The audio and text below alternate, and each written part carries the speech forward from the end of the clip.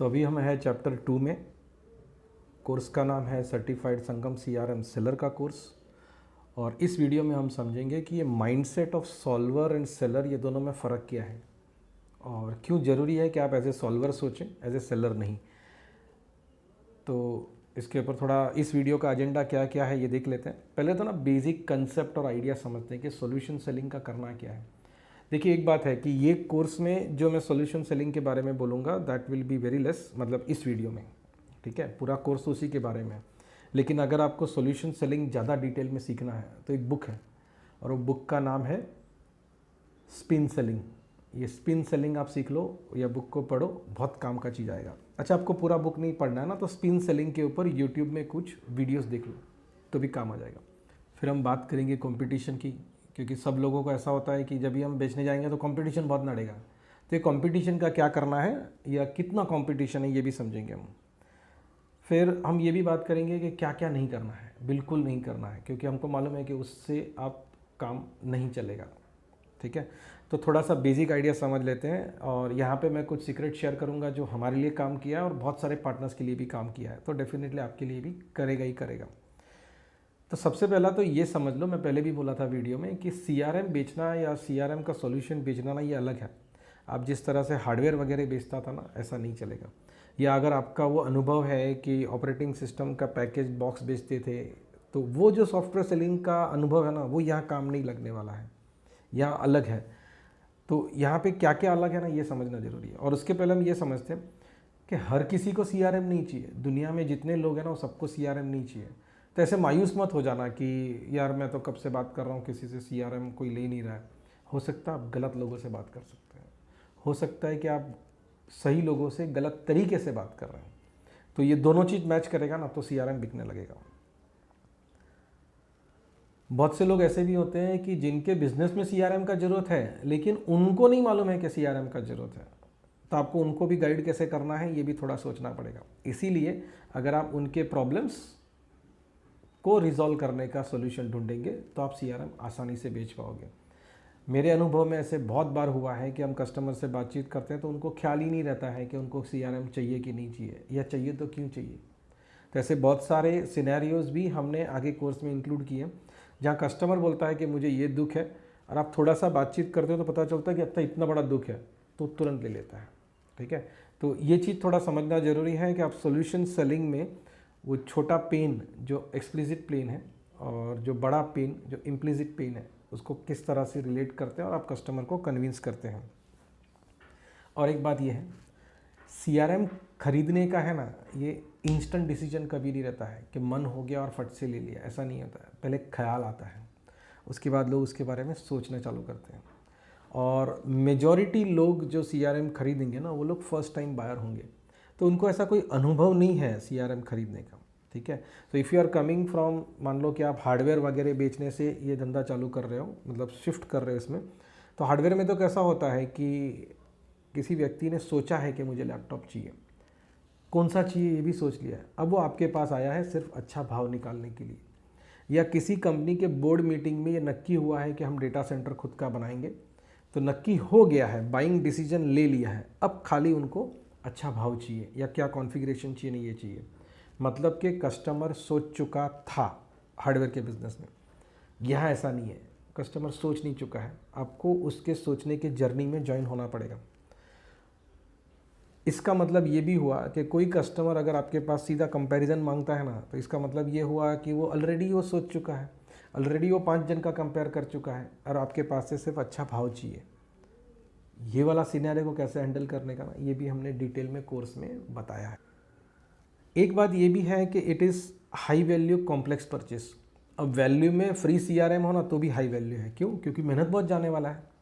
और परचेस करने में जब भी आप ऐसी कोई चीज़ परचेस करते हैं ना जिसके बारे में आपको मालूम नहीं है, आपको जिसके फ़ायदे और नुकसान के बारे में आप मालूम नहीं है, तो जनरली आप है ना थोड़ा ज़्यादा टाइम निकालते हो बाई करने में, ठीक है। आप डिसीजन लेने में थोड़ा वक्त लगता है। सेम चीज़ कस्टमर्स का है, तो हैव पेशेंस, वो लोग डिसीजन लेंगे, थोड़ा टाइम लेके लेंगे। और एक इम्पॉर्टेंट बात समझते हैं कि CRM है ना जनरली लोगों के हाई प्रायोरिटी में नहीं रहता है। मतलब ऐसा नहीं होता है कि कंपनी चालू किया उस दिन सोचा कि CRM तो होना ही चाहिए, नहीं, ऐसा नहीं होता है। हाँ, वो अकाउंटिंग पैकेज या बिलिंग पैकेज है ना, ये हाई प्रायोरिटी रहता है, क्योंकि उसके बगैर उसका धंधा नहीं चलने वाला है। अब बिना सीआरएम के तो हज़ारों साल से धंधा चला ना लोगों का, मतलब धंधा चल तो सकता है, खाली सीआरएम आने से वो सहूलियत हो जाएगा। और आज के ज़माने के हिसाब से जो धंधा चलाना है उसमें ज़्यादा सहूलियत होता है। तो ये बात भी ध्यान रखना कि सीआरएम ये हाई प्रायोरिटी परचेज नहीं है, मतलब अर्जेंट चाहिए, आज का आज फाइनल करना है। अच्छा, दूसरा एक बात समझ लो, जितने लोग बोलते हैं ना मुझे आज का आज फाइनल करना है या कल फाइनल करना है, ऐसा कुछ नहीं रहता है, ठीक है। वो ऐसे लोग हैं जिनको मालूम नहीं है कि परचेस कैसे होने वाला है, तो आपको उनको भी गाइड करना है। कैसे गाइड करना है वो भी आने वाले चैप्टर्स में आएगा। अब बात करते हैं कंपटीशन की, तो बहुत तकलीफ है। सब लोग बात करते हैं कि बहुत कंपटीशन है, बहुत कंपटीशन है, हज़ारों सीआरएम है और हर हफ्ते और 2-3-4 नए सीआरएम वालों का ऐड दिखने लगता है, तो बहुत सारे लोग हैं जो सीआरएम बेच रहे हैं। अब ये पूरे झमेले में हम जाके धंधा कैसे करेंगे या बात कैसे करेंगे? तो बहुत सारे सीआरएम ऐसे हैं जो लो कॉस्ट वाले हैं, ठीक है, बहुत सारे सीआरएम फ्री वाले हैं, उसमें भी अलग अलग ऑप्शन है। कुछ लोग ये बोलते हैं कि भाई मैं 100 रुपया लूँगा और आपको पूरे साल का सीआरएम दे दूँगा। ऐसे भी सप्लायर्स है, ऐसे भी सीआरएम वेंडर्स है जो लोगों ने 1000 रुपये में 10 यूज़र देते हैं अनलिमिटेड। तो कोई कुछ भी बोले उससे कोई टेंशन नहीं है। ध्यान आपको ये रखना है कि if you focus on return on effort, आपका भी और कस्टमर का भी, तो क्लियर हो जाएगा।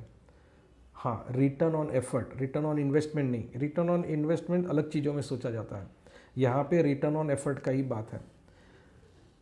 तो कस्टमर के लिए रिटर्न ऑन एफर्ट का क्या मतलब है कि वो जितनी मेहनत करेगा उससे उसका रिजल्ट क्या होगा, फ़ायदा क्या होगा, रिटर्न क्या मिलेगा।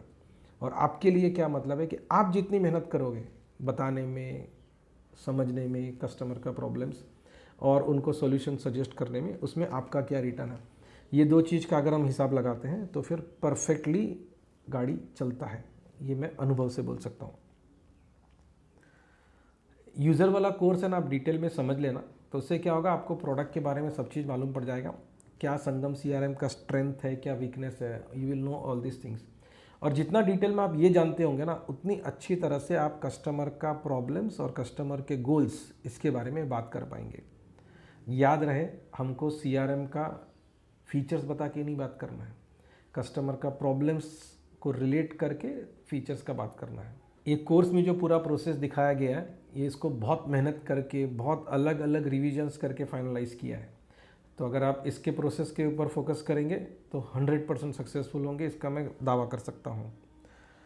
बहुत से लोगों को शॉर्टकट करने का मन होता है, तो मैं आपको बोल दूँ कि वो नहीं चलते हैं, ये वाले धंधे में तो नहीं चलते हैं, ठीक है।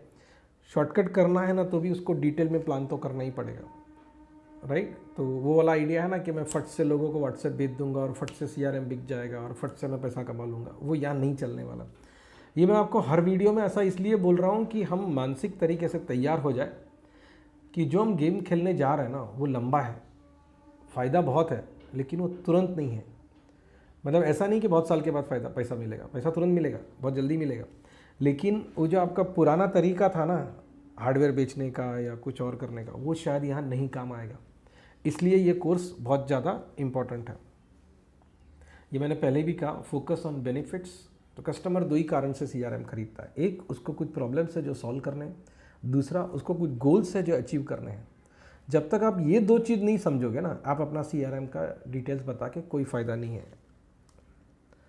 अच्छा, बात करते हैं क्या आपको बिल्कुल नहीं करना है, ठीक है। याद रहे, हमने कोर्स के स्टार्टिंग में बात किया था कि हम 3 मुद्दे समझेंगे, क्या करना है, क्या नहीं करना और क्या बिल्कुल नहीं करना है। ये जो क्या बिल्कुल नहीं करने वाला है ना, वो ये वाला है कि ये मत करना, ये हमको मालूम है कि नहीं काम करेगा, ठीक है। आप ट्राई करोगे तो भी नहीं काम करेगा, ये पक्का मालूम है। एक तो ये होता है कि बहुत से जन ऐसा सोचते हैं कि मेरा एग्जिस्टिंग टीम तो मेरे एग्जिस्टिंग धंधे में इन्वॉल्व है, तो मैं है ना कोई नया बंदा हायर करता हूँ, नया लड़का या लड़की हायर करूँगा और उसको बोलूँगा कि तू सीआरएम बेच करके। भाई ऐसा नहीं चलता है, दिस विल नॉट वर्क। एक है ना फॉर्मूला है एनजे में जो हम लोग यूज़ करते हैं और बहुत सारे हमारे पार्टनर्स और कस्टमर्स भी यूज़ करते हैं, और वो फॉर्मूला कुछ इस तरह से है कि पुराने धंधे में नया व्यक्ति चलेगा, नए धंधे में पुराना व्यक्ति चाहिए। तो ये सीआरएम बेचना आपके लिए नया धंधा है, तो इसमें आपके टीम का पुराना व्यक्ति चाहिए।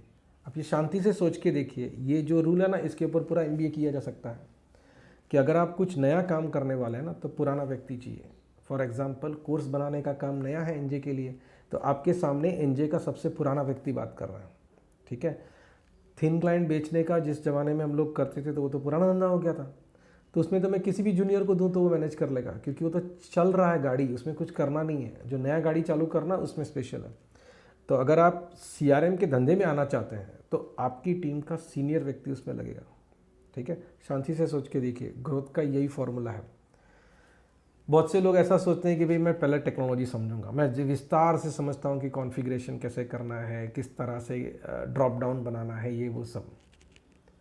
थोड़ा सा एक बात ये सोच के देखो कि अगर 2 व्यक्ति हैं जिसमें से एक व्यक्ति ऐसा है जिसको है ना ड्रॉप डाउन और ये सब कॉन्फ़िगर करने आता है, फील्ड्स का लेआउट सेट करने आता है, और दूसरा व्यक्ति ऐसा है जो ये सलाह दे सकता है कि आपका सेल्स का प्रोसेस कैसा होना चाहिए, जो ये सलाह दे सकता है कि आपको सेल्स के टीम का रिव्यू मीटिंग किस तरह से करना चाहिए, जो ये सलाह दे सकता है कि आप है ना ये रिपोर्ट देखिए तो आपको फ़ायदा होगा।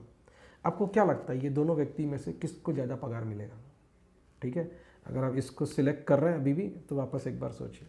अभी आपने सोच लिया कि इसको ज़्यादा पगार मिलेगा, तो यहीं से अपने को सोचना है कि अपने को करना क्या है।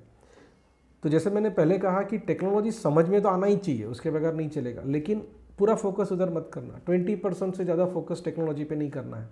अपने को 80% फोकस करना है सामने वाले का बिजनेस, उसका प्रॉब्लम, और वो प्रॉब्लम को अपना प्रोडक्ट कैसे सॉल्व करेगा, इस चीज़ के ऊपर। अब जैसे अपना पहले बात हुआ ना, लोग IT हार्डवेयर खरीदते हैं कॉन्फ़िगरेशन देख के, लेकिन सॉफ्टवेयर वैसा नहीं खरीदते हैं। सॉफ्टवेयर खरीदते हैं बिज़नेस का बेनिफिट किस तरह से होगा इसके लिए। और ये जो बहुत पुराने तरीके हैं ना कि भाई एक EDM बेच दो उससे सब चल जाएगा। EDM मतलब इलेक्ट्रॉनिक डेटा मेलर। सोचो ये टर्मिनोलॉजी ही 1980 का है। अब इतना पुराना कंसेप्ट आप 2022-23 में यूज़ करोगे क्या? तो नहीं चलेगा। तो जो नया ज़माने का सेल्स का प्रोसेस है ना उसको समझना पड़ेगा। बायर का जो नए ज़माने का खरीदने का तरीका है उसको समझना पड़ेगा, और ये कोर्स में हम पूरा समझेंगे। प्राइसिंग के बारे में बात करते हैं तो बहुत से लोगों को ऐसा लगता है कि मैं डिस्काउंट दूंगा तो बिक जाएगा। यहाँ पे ऐसा नहीं है। ठीक है, देखो फ्री CRM भी चलता है मार्केट में, लो कॉस्ट वाले भी चलते हैं, महंगे भी चलते हैं, बहुत महंगे भी चलते हैं, और अतिशय महंगे भी चलते हैं। राइट, हर एक का मार्केट में जगह है। बात यह है कि आप किससे और क्या बात करते हैं। तो ये प्राइसिंग पे गेम करेंगे या डिस्काउंट देके मैं ऑर्डर ले लूँगा, इसके चक्कर में मत पड़ना। It will never work. आप अपने पैर पे कुल्हाड़ी मारोगे और कुछ होगा नहीं, और फिर आप कहोगे कि यार इसमें इनकम नहीं है। ठीक है, तो मैंने तो आपको बता दिया, फिर मत बोलना कि मैंने बताया नहीं। दूसरा ये बात ये भी है कि अगर छोटे कस्टमर्स को जहाँ प्राइसिंग ज़्यादा सेंसिटिव होता है तो हमने तो फ्री दे दिया, तो अब वो और क्या सोचेगा, फ्री से क्या कम मांगेगा। अगले वीडियो में वापस मिलेंगे और वहाँ पे हम लोग बात करेंगे कि बिज़नेस और रेवेन्यू मॉडल क्या है फ्री CRM का। ये फ्री CRM का चक्कर चलता कैसे है। ठीक है, तो बने रहिए, अगले वीडियो में मिलते हैं। Thank you very much for watching this.